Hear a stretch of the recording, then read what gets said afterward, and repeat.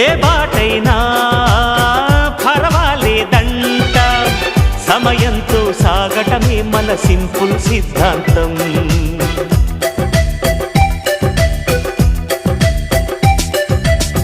చిరుగాలికి పరిమళమిచ్చే సిరిమల్లెల వనమై ఉందాం, గగనాన్ని నేలను కలిపే హరివిల్లుల వంతెన అవుదాం. ఆనందం అంటే అర్థం మనమందా, ప్రతి పూట పాటై సాగే హుషారు సరిగమలో. ఎన్నో ఎన్నో రాగాలుండే సంగీతం కాదా, చల్లకి నవ్వుల కేరింత.